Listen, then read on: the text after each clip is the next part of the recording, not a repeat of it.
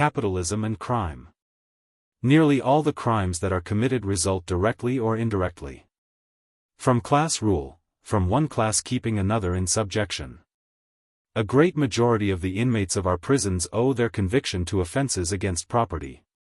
The ruling class is the state, and the state legalizes the institution of private property, without which class rule could not exist. Under the capitalist system, the means of life, essential to all, are the private property of the capitalist class. The working class is a dependent class, a subject class. It is compelled to submit to exploitation and degradation. The class that owns the property is the class that rules society, the class that writes, enacts, interprets, and enforces the law, in its own interest. The institution of private property, vested rights, is sacred to this class, and to transgress its property laws is an offense against the state which cannot be too promptly or too seriously punished. Among the essential institutions of class rule is the jail, the prison. The capitalist system could far better spare its national Congress and its state legislatures than its county jails and prisons. Congress and the legislatures consist mainly of and are controlled wholly by representatives of the capitalist class. The jails and prisons are filled by representatives of the working class. Private property in the means of life enforces exploitation, idleness, poverty, theft, and murder. Under class rule and private property, crime graduates steadily from petty larceny to homicide. The development of private property is followed by a corresponding increase in crime. Hard times multiply crimes. When men, eager to work, are literally driven to beg, steal, or starve, they are cravens to beg and fools to starve. The man who is denied work and would not steal to keep starvation from his child is unfit to have a child. Such a man has the right to help himself in any way he can after. Society has shut him out of the right to get an honest living. Private property builds the public prison, and peoples it. Capitalism and crime go hand in hand. Capitalists are beginning to ask, what shall we do to be saved? The criminals capitalism has created are beginning to threaten its life. The largest penitentiaries are still inadequate. Taxes are increasing appallingly.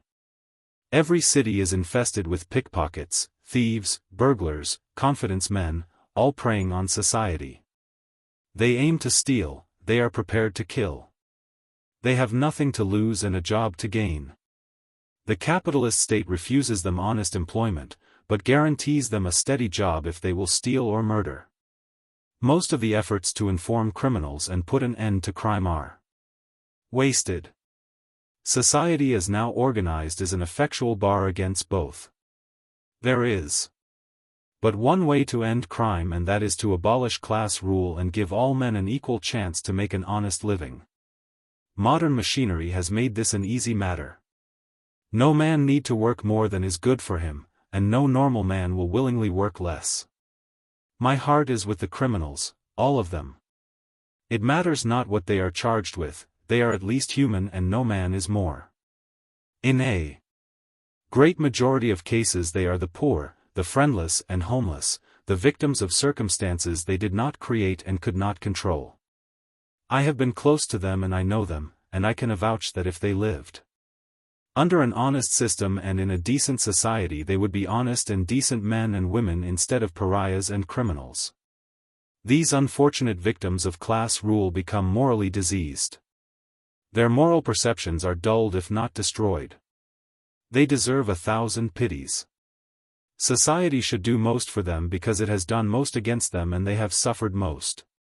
Above all, these unfortunate brothers and sisters of ours, mostly of our own despised lower class, ought to be treated with patience and kindness.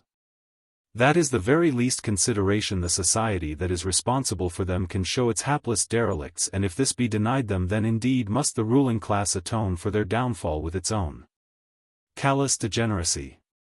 Until society is prepared to open its doors to these despised outcasts and give them a chance to live, it is wasting its time trying to reform them. If I could have my way, I am sure that most of them would be reclaimed. All they require is humane treatment. The crimes they committed against society are infinitesimal in comparison with the crimes society has committed against them, and the society of the future, when human beings are civilized, will atone in every way in its power for heartlessly inflicting upon so-called criminals the penalties of its own monstrous crimes.